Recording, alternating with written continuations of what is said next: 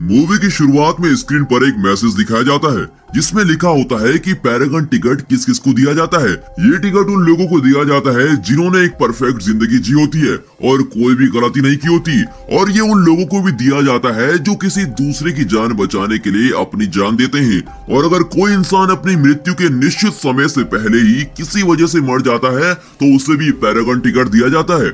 इस मैसेज को देखकर हम समझ जाते हैं कि इस मूवी के फर्स्ट पार्ट में सू होंग को टिकट देकर गैंगरिम ने कोई गलती नहीं की थी। कट करके दिखाते हैं कि तीनों गार्डियंस गैंगरिम, ली और हे सू होंग को लेकर परलोक जा रहे हैं। तब गैंगरिम कहता है कि हमें सातों देवताओं से जजमेंट लेने की कोई जरूरत नहीं, हम सीधे देवताओं के देवता को मीट करेंगे।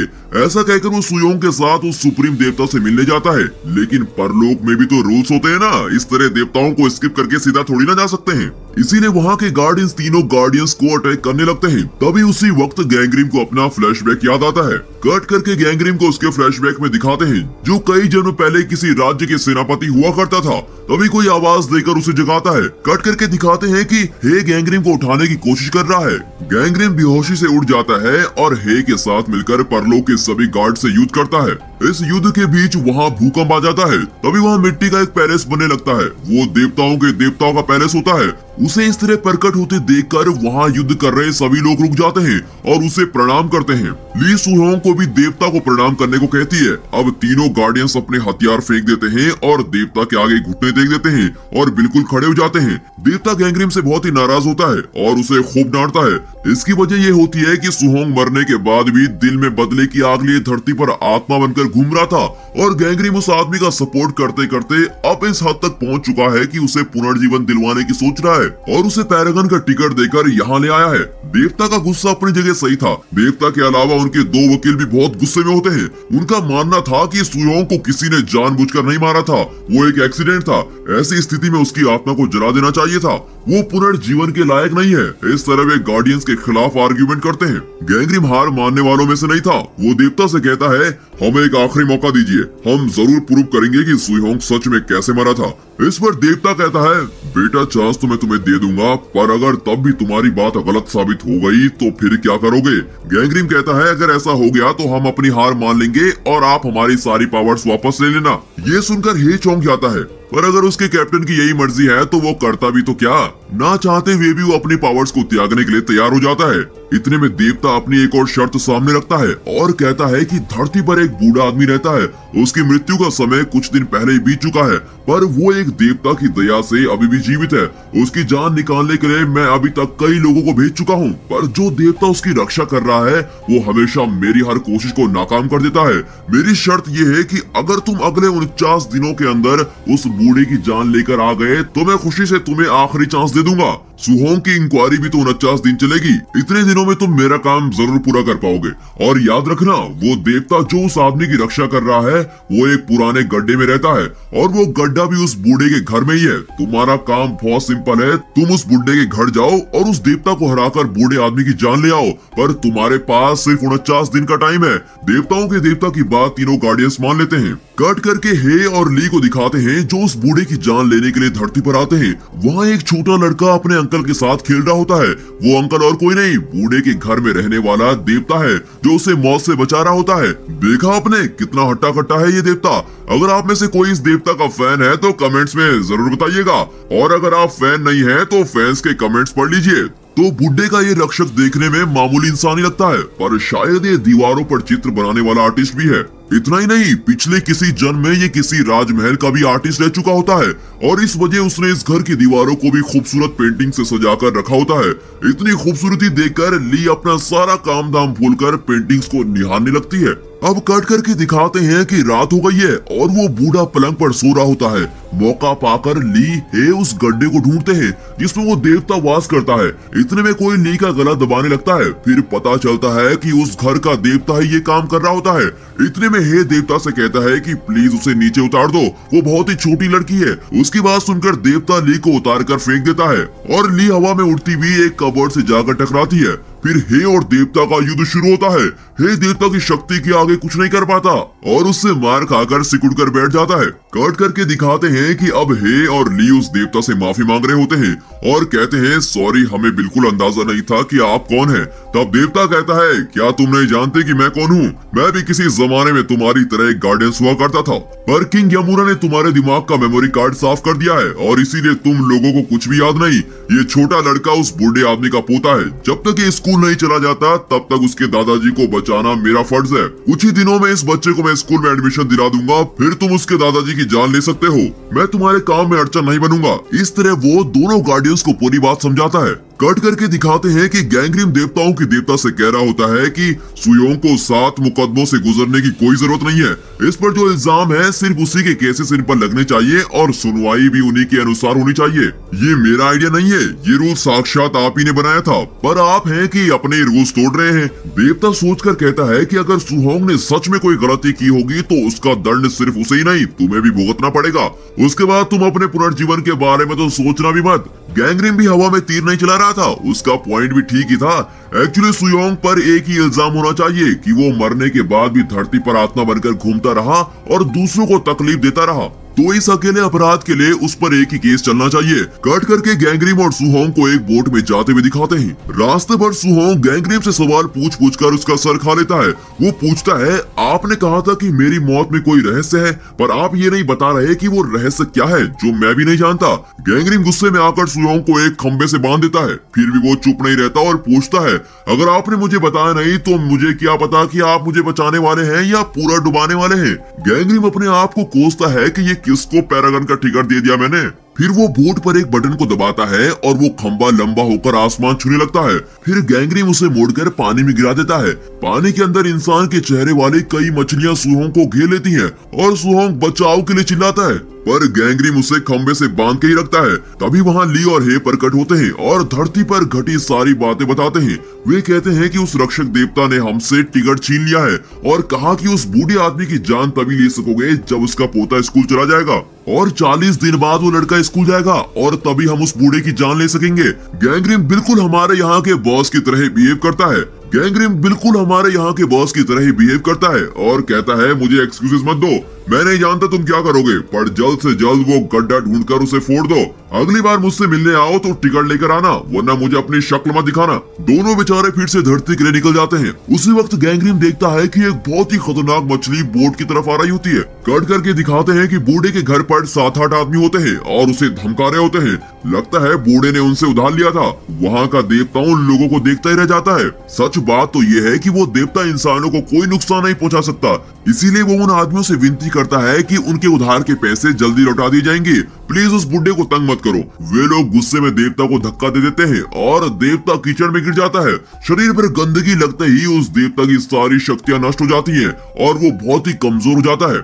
इस बात को जानते हुए ली और हे उस देवता से कुछ लेन देन की बातें करते हैं और उसे समझाते हैं कि अगर तुमने हमारी पुरानी मेमोरी लौटा दी तो हम उस छोटे बच्चे की रक्षा करेंगे। तभी उन आदमियों में से एक उस बच्चे को पकड़ कर रख लेता है। तब देवता इंसान का रूप लेता है और उस बच्चे को छोड़ देने को कहता है, पर वे मानते नहीं।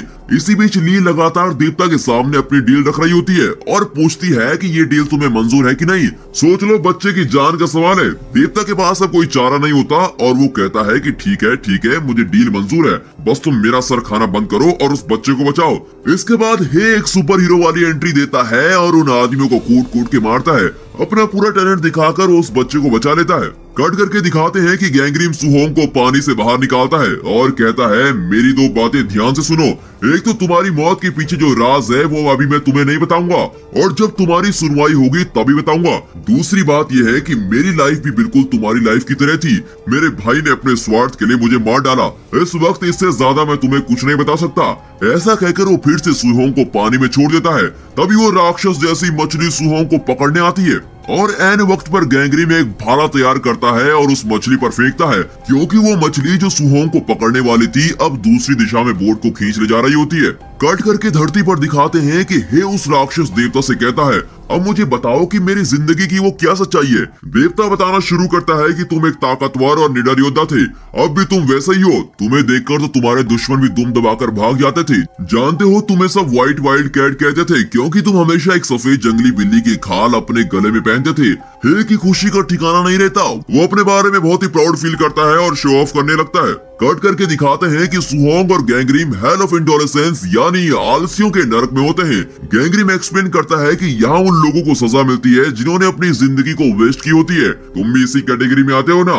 अपने भाई के पैसों से ही तुमने पढ़ाई की थी, इसलिए तुम्हें सजा भी जरूर मिलेगी, पर मैं तुम्हें यहाँ से बचा कर ले जाऊंगा, इसीलिए तुम मेरा ये एहसान याद रखना। इतना ही नहीं, मैं तुम्हें पुनर्जीवन जरूर दिलवाऊंगा। इस पर सुहोंग कहता है कि तुम मुझ पर सिर्फ ये एहसान कर दो कि मुझे पुनर्जीवन मत दिलाओ। कट करके सीन धरती पर शिफ्ट होता है। ली और हे रक्षक देवता से पूछते हैं कि आप उस लड़के को क्यों बचाने की कोशिश कर रहे हैं। देवता फ्लैशबैक बताता है, उस छोटे लड़के की माँ मर गई थी, उसका बाप दुनिया भर में उधार लेकर गांव छोड़कर भाग गया था, ये लड़का भी बीमार पड़ गया था। इतना ही नहीं, इन्हीं के घर के गड्ढे में मैं कई सालों से रह रहा हूँ। इस बच्चे की ये दशा देखकर मुझसे चुप नहीं रहा गया, इसलिए इंसान का रूप लेकर मैं इसकी मदद करने लगा हूँ। ये बच्चा अपने दादाजी के भरोसे जी रहा था। इसे अच्छे स्कूल में दाखिला दिलवाने की मैं बहुत कोशिश कर रहा हूँ, पर मेरे पास उतने पैसे ही नहीं है। पैसे कमाने के लिए मैं जुआ खेला, शेयर मार्केट में भी ट्राई किया, हर जगह नुकसान ही नुकसान हुआ। अभी तो मैं प्राइवेट लोन भी नहीं ले सकता।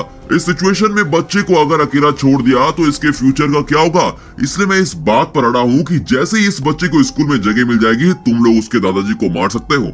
नेक्स्ट वो देवता ली का फ्लैशबैक बताता है। ली, तुम भी कुछ कम नहीं थी। तुम उन बच्चों को अपने साथ ले आती थी जो युद्ध में अपने पेरेंट्स को खो चुके थे। तुम उनका बहुत ख्याल रखती थी और उनकी सेफ्टी के अलावा तुम्हारे लिए और कुछ भी जरूरी नहीं था। एक तरफ युद्ध चलता रहा और दूसरी ओर तुम उन बच्चों को एक पर्वत के नीचे सुरक्षित रख रही थी। तुम अब भी बिल्कुल वैसे ही हो। बच्चों के लिए तुम कुछ भी करने को बिल्कुल तैयार रहती हो। कट करके दिखाते हैं कि गैंग्रीम और सुहोंग एक कैंप फायर लगाकर बैठे होते हैं। गैंग्रीम सुहोंग से कहता है, ठीक वक्त आने पर मैं खुद तुम्हें तुम्हारे मौत के बारे में बताऊंगा और ये जो घाव तुम्हें लगे हैं ये जल्दी ठीक हो जाएंगे। कुछ देर तुम्हें दर्द होगा, फिर बाद में ठीक हो जाएंगे। तब सुहोंग पूछता है, तो अब आप क्या करेंगे? अबे मैं तुझे पुनर्जीवन दिलवाने जा रहा हूँ। इतनी देर में तुझे रामायण सुना रहा था और अब पूछता है कि सीताराम की क्या लगती है। अब सुहोंग चिढ़कर कहता है, देखो गैंग्रीम जी, या तो आप मुझे ये बताओ कि मैं कैसे मरा, या कम से कम इतना ही बता दो कि तुम कौन हो, पर काम की बात तो तुम करती नहीं। जब देखो मुझसे पुनर्जीवन दिलवाने पर तुले हुए हो। अरे नहीं चाहिए मुझे पुनर्जीवन। ऐसा कहकर वो भागने लगता है। गैंग्रीम उसे पीछे से पुकारता है, पर इतने में वो खुद कुछ दूर जाकर रुक जाता है। उसकी आंखों के सामने एक बहुत ही गहरा खड्डा दिखाई देता है, जिसे देखकर उसका सर चकरा जाता है। सुहोंग की जिद के आगे गैंग्रीम झुकता है और उसे अपने बारे में बताता है। मेरे पिता गोरियो आर्मी के सेनापति थे। वो एक बहुत ही काबिल सेनापति और नेक इंसान थे, इसलिए सब उनकी बड़ी इज्जत करते थे। जिस उम्र में मैंने घुड़सवारी सीखी थी, तब से मेरे पिता मुझे युद्ध में ले जाते थे। हर सिचुएशन को वो बहुत समझदारी से हैंडल करते थे।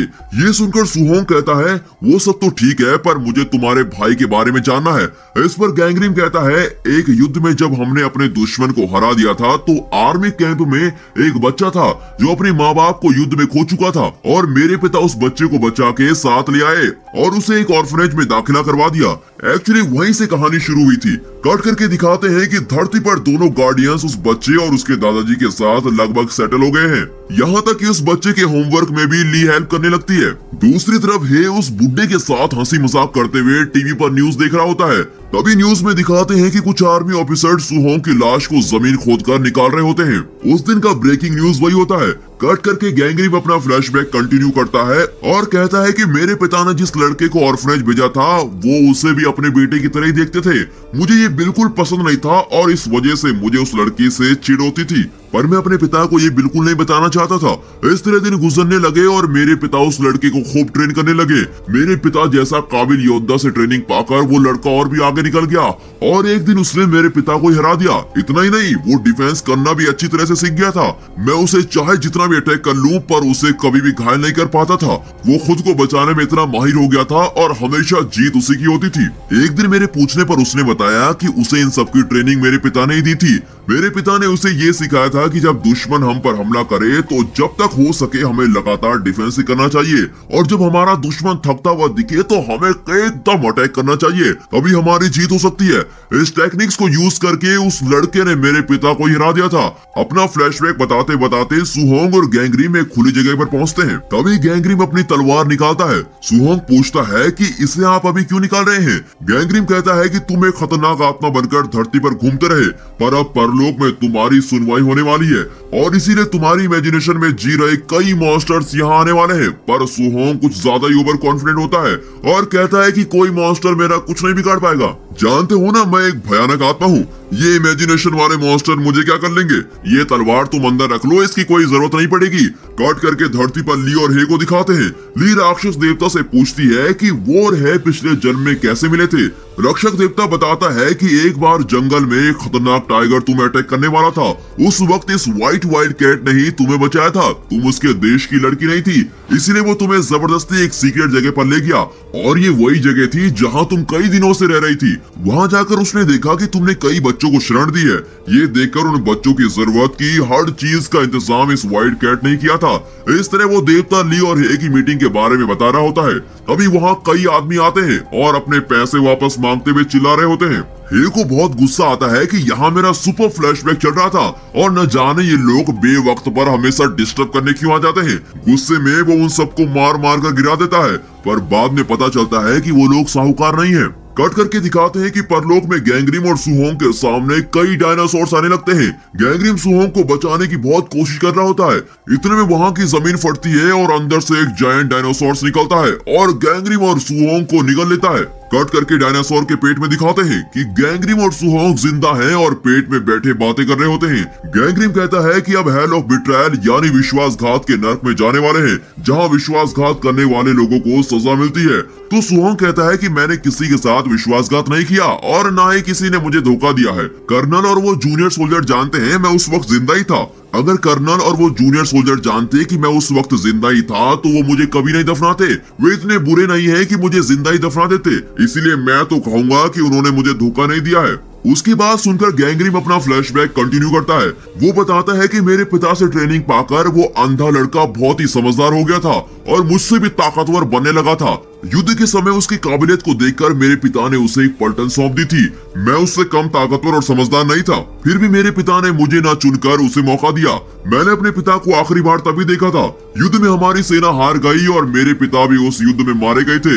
मैं जानता हूँ कि वो लड़का जो मेरा छोटा भाई बना बैठा है वो मेरे पिता की मौत का कारण था, पर फिर भी मैं कुछ नहीं कर सका। इसके बाद मुझे सेनापति बना दिया गया। सुहोंग उसका मजाक उड़ाकर कहता है कि सेनापति बनकर तो तुमने अपने उस भाई से जरूर बदला लिया होगा। इस पर गैंगरिम चुप रह जाता है। कट करके धरती पर दिखाते हैं कि रक्षक देवता हे का फ्लैशबैक कंटिन्यू कर रहा होता है। फ्लैशबैक में ली अब हे के संरक्षण में होती है। पिछले जन्म में ली के पेरेंट्स को व्हाइट वाइल्ड कैट नहीं मारा होता है। ये सुनकर ली को बहुत ही बुरा लगता है और वो हे से बात नहीं करती। उसका बिहेवियर देखकर हे उससे कहता है तुम इस तरह मुझसे मुंह क्यों मोड़ रही हो, वो कई हजारों वर्षों पुरानी बात है, उस बात पे तुम मुझसे गुस्सा हो रही हो। पर ली इस बात को एक्सेप्ट नहीं करती और कहती है पिछला जन्म हुआ तो क्या हुआ, तुम जानते थे कि तुमने मेरे माँ बाप को मारा था पर तुमने ये बात मुझसे छुपाई, तुम बहुत ही बुरे हो। ऐसा कहकर ली वहाँ से चली जाती है। तब रक्षक देवता उसे समझाता है कि तुम हे से नफरत मत करना, तुम्हारे पेरेंट्स की मौत का जिम्मेदार हे जरूर था, पर वो उस बात पर रोज पछताया करता था। पर उसके बदले में उसने तुम्हारी और उन सारे बच्चों की जी जान से देखभाल की थी। अपने दिल की बात वो तुमसे कभी कह नहीं पाया क्योंकि वो डरता था कि तुम उससे नफरत करने लगोगी। कट करके गैंगरिम और सुहोंग अब हेल ऑफ इनजस्टिस यानी अन्याय के नर्क में पहुंच जाते हैं। वहाँ के दोनों वकील सुहोंग के खिलाफ कहते हैं कि ये दुरात्मा बनकर धरती में घूमता रहा, इसीलिए इसे दंड जरूर मिलना चाहिए। गैंगरिम बीच में टोक कर कहता है ये बिल्कुल गलत है, सुहोंग को जानबूझकर मार दिया गया था। वहाँ का देवता इस बात का सबूत मांगता है। गैंगरिम कहता है कि इसका एक विटनेस है जो जूनियर सोल्जर है। देवता पूछता है कि क्या तुम एक जिंदा आदमी को परलोक में विटनेस बनाकर लाओगे। गैंगरिम हाँ में जवाब देता है। कट करके दिखाते हैं कि धरती पर वो जूनियर सोल्जर कोमा में पड़ा हुआ है। उसकी गवाही पर ये केस चलने वाला होता है। उसे तो ये एक सपना लगता है पर वो सच में परलोक में अपनी गवाही दे रहा होता है। गैंगरिम उससे क्रॉस क्वेश्चन करता है कि जब तुम दोनों सुहोंग को दफना रहे थे क्या तुम जानते थे कि वो जिंदा है। सोल्जर बीती बातें याद करने लगता है। एक्चुअली सुहोंग को दफनाते वक्त सोल्जर और कर्नल ने उसके हाथों को जरा हिलाते देखा था, पर इसके बावजूद उन्होंने सुहोंग को दफना दिया होता है। अब वो झूठी गवाही देता है कि उन्हें बिल्कुल नहीं पता था कि वो उस टाइम जिंदा था। गैंगरिम कहता है कोमा में रहकर भी तेरी अकल ठिकाने नहीं पड़ी, सीधे सीधे सच बता वरना तुझे जिंदा ही परलोक में ले आऊंगा। उसकी बात सुनकर सोल्जर कहता है कि पुरानी बातें सोचकर अब पछताने का क्या फायदा। सुहोंग को ये बात अजीब लगती है और वो आगे आकर सोल्जर से पूछता है कि तुम ऐसी बात क्यों कर रहे हो। इस पर वहाँ का देवता गुस्से में आ जाता है कि मेरे रहते तुम आगे आकर बोलने की हिम्मत मत करो। फिर देवता सुहोंग को एक कांच के बॉक्स में खड़ा करके उसमें पानी भरवाता है। इस बीच गैंगरिम उस सोल्जर से लगातार इंक्वायरी कर रहा होता है। सोल्जर कुछ नहीं बोल पाता और ना ही वो कुछ बोलना चाहता है। इतने में वो अपनी आखिरी शब्द कहता है कि मुझे माफ कर दो, और धरती पर वो सोल्जर जो कोमा में था मर जाता है और ये इंक्वायरी यहीं पर खत्म होती है। गैंगरिम मायूस हो जाता है कि ये क्या हो गया, पर देवता कहता है कि इसी को किस्मत कहते हैं। कट करके धरती पर दिखाते हैं कि ये लोग कहीं बाहर गए होते हैं और घर लौट रहे होते हैं। तभी घर से कुछ आदमी बाहर निकल रहे होते हैं। ये लोग चौंक जाते हैं कि ये आदमी फिर से यहाँ क्यों आए थे। वे घर के अंदर जाकर देखते हैं कि घर का सारा सामान तितर बितर पड़ा है। लगता है कि उन आदमियों ने घर में तोड़फोड़ की होती है। उन लोगों ने बूढ़े को बुरी तरह से मारा होता है। तभी अचानक रक्षक देवता कमजोर होने लगता है। फिर पता चलता है कि उन आदमियों ने उस गड्ढे को भी तोड़ दिया होता है जिसमें वो देवता रहता था। इसी वजह से उसकी शक्ति धीरे धीरे खत्म होने लगती है और वो मर रहा होता है। ली उस गड्ढे को जोड़ने की कोशिश करती है पर उससे कोई फायदा नहीं होता। कट करके परलोक में दिखाते हैं कि गैंगरिम अपना पक्ष प्रूव नहीं कर पाता और इसीलिए सुहोंग को सजा मिलने वाली होती है। तब गैंगरिम वहाँ के देवता से कहता है कि जन्म और मृत्यु स्वाभाविक बातें हैं, पर किसी को बुरी मौत नहीं आनी चाहिए, यही मेरा पक्ष है।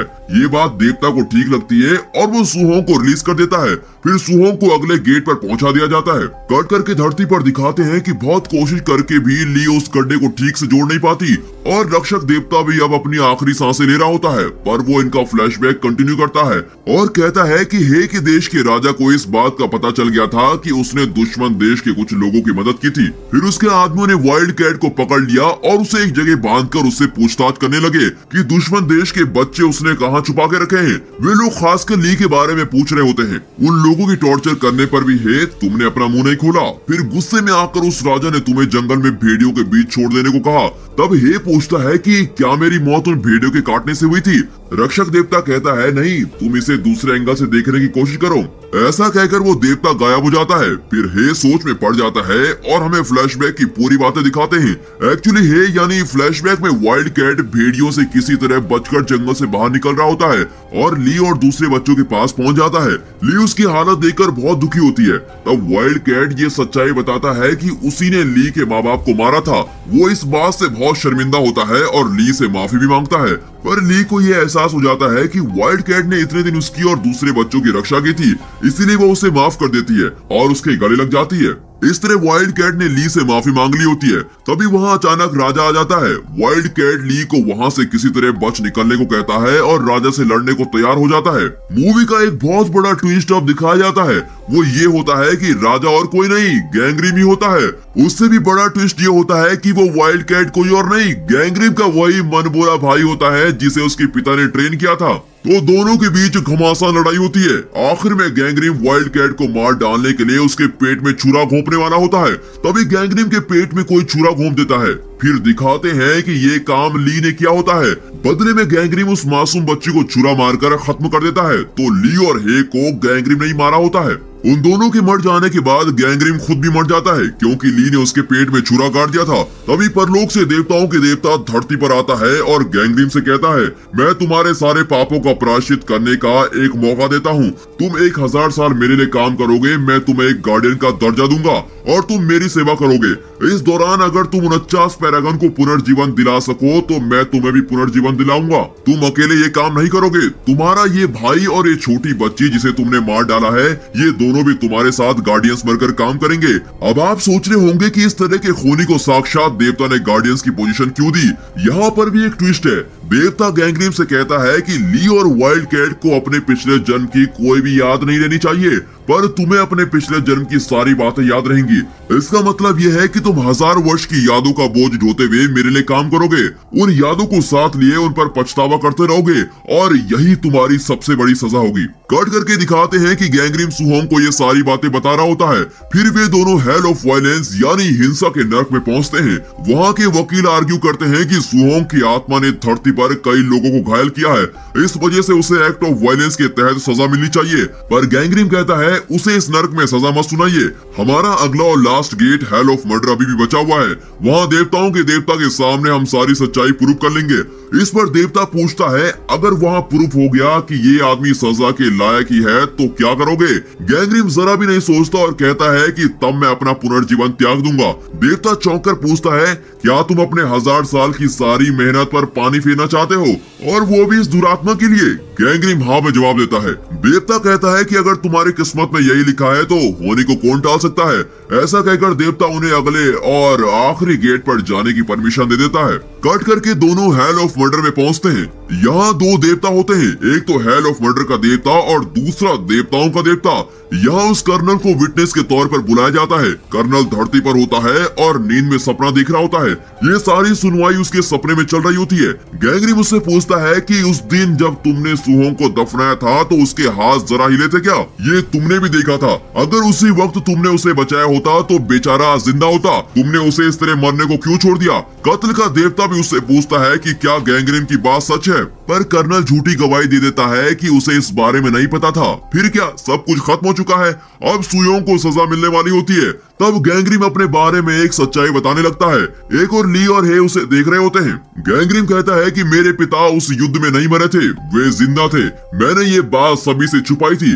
उस दिन मैंने लाशों से भरी खाई में देखा था कि मेरे पिताजी जिंदा हैं, पर मैंने अपने स्वार्थ के लिए उन्हें बचाने की कोशिश नहीं की। अगर मैं उन्हें बचा लेता तो वो मेरे उस मुंह भरे भाई को ही अगला सेनापति बना देते। इसी वजह से मैंने उन्हें उस दिन नहीं बचाया। पर घर लौटने के बाद मुझे अपनी गलती का एहसास हुआ और मैं उस खाई से उन्हें बचाने चला गया, पर तब तक तो वो मर चुके थे। मुझसे ये सहा नहीं गया और तब तक ये बात मुझे हर पल खाई जा रही थी। मैं उस दिन मेरे पिता को बचा सकता था, पर मैंने ऐसा नहीं किया। मैं उनसे माफी भी मांग सकता था। तब देवताओं का देवता पूछता है क्या तुम्हारा ये दुख तुम्हें नरक से भी बदतर लगा? हे देवता, नरक क्या चीज है? ये दुख उससे कई गुना ज्यादा है और इसे मैं पिछले 1000 साल से झेल रहा हूँ। उस एक पल के स्वार्थ ने मुझे 1000 सालों का दुख दिया है। ऐसा कहकर वो रोने लगता है और फिर कर्नल से कहता है कि मुझे उस दिन जो मौका नहीं मिला था आज तुम्हें मिल रहा है। तुम वही गलती मत दोहराओ। उस वक्त शायद तुमने इस डर से सुयोंग को दफनाया था कि कहीं तुम पर इंक्वायरी न बैठ जाए और तुम्हारा प्रमोशन न रुक जाए। पर अगर अब तुम इस बात को स्वीकार कर लोगे तो तुम्हें अपनी बाकी की जिंदगी पछतावे में नहीं गुजारनी पड़ेगी। मैं तुम्हारे भले के लिए कह रहा हूँ, तुम सच बात बता दो। अब कर्नल को अपनी गलती का एहसास होता है और वो मान लेता है कि उसने जानबूझकर सुहोंग को जिंदा दफनाया था। फिर वो सुहोंग से इस बात की माफी मांगता है। सुहोंग भी उसे माफ कर देता है। इसके साथ कर्नल परलोक से फेड हो जाता है, यानी वो अपने सपने से बाहर आ जाता है और धरती पर उसकी नींद खुल जाती है। अब परलोक में सबको यकीन हो जाता है कि सुहोंग की कोई गलती नहीं थी। फिर सुहोंग को पुनर्जीवन दे दिया जाता है। वहाँ से जाने से पहले सुहोंग गैंग्रीम को एक शानदार सैल्यूट देता है। इसके साथ ही सब कुछ नॉर्मल हो जाता है और सारी प्रॉब्लम सॉल्व हो जाती हैं। सिवाय एक के, धरती से उस बूढ़े की आत्मा अभी तक नहीं पहुंची थी। कट करके दिखाते हैं कि वो बूढ़ा अपने पोते के साथ बड़ी खुशी से खेल रहा होता है। एक्चुअली बात ये होती है कि उस रक्षक देवता ने कई जगह पैसे इन्वेस्ट किए होते हैं। उनमें से एक जगह से बूढ़े को पैसे मिलते हैं और वो अपने पोते को एक अच्छे स्कूल में भेजने लगता है। अब आप सोचेंगे कि लड़का तो स्कूल में भर्ती हो गया तो क्या अब गार्डियंस इस बूढ़े की जान ले लेंगे? शायद गैंग्रीम भी ये सवाल एक्सपेक्ट कर रहा था, इसीलिए वो ली और हे से कहता है कि इस लड़के को थोड़ा बड़ा हो जाने दो, फिर हम उसके दादाजी की जान लेंगे। तब तक हम अपने गार्डियंस वाली नौकरी करेंगे। ली और हे खुशी से मान जाते हैं। तब गैंग्रीम कहता है कि इस कहानी को तो अच्छा एंड मिल गया, पर अभी हमारा काम बाकी है। वहाँ एक आदमी 3 दिन से गेट पर खड़ा है, चलो हम उसे भी पुनर्जीवन दिलवाएंगे। इस पर सब खुशी से वहाँ से निकलते हैं। आप फिर सोचेंगे कि वो कौन है जो 3 दिन से गेट पर खड़ा है, वो आदमी और कोई नहीं जूनियर सोल्जर होता है। उसे मिलने के लिए ली और हे निकलते हैं। तभी गैंगरिम उन्हें रोकता है और कहता है कि मैं तुमसे एक बात कहना चाहता हूँ। हजारों साल पहले मैं इसके आगे गैंगरिम कुछ बोल नहीं पाता और कुछ नर्वस दिखता है, पर ली और हे ये अच्छी तरह जानते हैं कि वो क्या बोलने की कोशिश कर रहा होता है। धरती पर रक्षक देवता ने उन्हें पूरा फ्लैशबैक बता दिया होता है, इसीलिए वे गैंगरिम का दिल और नहीं दुखाना चाहते और बात को वहीं रोक देते हैं और कहते हैं वो सब आप छोड़िए, आपको कुछ बताने की जरूरत नहीं है क्योंकि हम बहुत बिजी हैं और फ्लैशबैक सुनने का हम पे बिल्कुल भी टाइम नहीं है और हमें इसमें कोई इंटरेस्ट भी नहीं। हमें नया काम मिला है, बस नया काम। ऐसा कहकर वे दोनों बड़े जॉली मूड में हाई फाइव करते हुए वहां से निकल जाते हैं। उनका ये एटीट्यूड देखकर गैंगरिम का मन अब थोड़ा हल्का हो जाता है। कट करके धरती पर दिखाते हैं कि वो बूढ़ा अपने पोते के साथ रक्षक देवता के बारे में बता रहा होता है और कहानी में उनका पार्ट वहीं खत्म होता है। कट करके कहानी के अंत में एक और ट्विस्ट होता है। वो ये होता है कि सुहोंग पुनर्जीवन के लिए तैयार हो रहा होता है। तभी देवताओं का देवता उसके सामने आकर कहता है, मैं तुम्हें मेरे लिए काम करने का एक मौका देता हूँ, क्या तुम मेरे लिए काम करोगे? तो सुहोंग मान जाता है क्योंकि उसे पुनर्जीवन वगैरह में बिल्कुल भी इंटरेस्ट नहीं होता। अब एक छोटा सा फ्लैशबैक दिखाया जाता है जिसमें गैंगरिम के पिता की आत्मा के सामने देवताओं के देवता आकर कहते हैं कि तुम एक बहुत ही अच्छे और नेक इंसान थे, यहाँ तक कि दुश्मन देश के लोग भी तुम्हें बहुत इज्जत देते थे। तुम्हारे जैसे समझदार और अच्छे इंसान को मैं एक और मौका देता हूँ, क्या आप मेरे साथ मिलकर काम करेंगे? मेरी तरह देवताओं के देवता बनेंगे। गैंगरिम के पिता उस ऑफर को स्वीकार नहीं करना चाहते थे, पर गैंगरिम के बारे में सोचकर उन्होंने देवता का ऑफर स्वीकार कर लिया होता है। पर उन्होंने देवता की एक शर्त रखी थी कि मैं अपने रूप में रहकर ये काम नहीं करूंगा, आपको अपना रूप मुझे देना होगा। देवता उसकी बात मानकर अपना रूप उसे दे देता है। इसका मतलब ये हुआ कि अब तक जिस देवताओं के देवता की हम बात कर रहे थे और जिसको हमने देखा वो गैंगरिम के पिता ही थे। और इस सस्पेंस के खुलने के साथ ही ये मूवी यहाँ पर खत्म होती है। ये मूवी आपको कैसी लगी कमेंट्स में बताना ना भूलिए, हमें यकीन है कि आपको बहुत पसंद आई होगी। और दोस्तों इस वीडियो को एक लाइक, चैनल को सब्सक्राइब जरूर कीजिए और हाँ साथ ही अपने फ्रेंड सर्कल्स में इस वीडियो को शेयर जरूर कीजिए। And finally thanks for watching.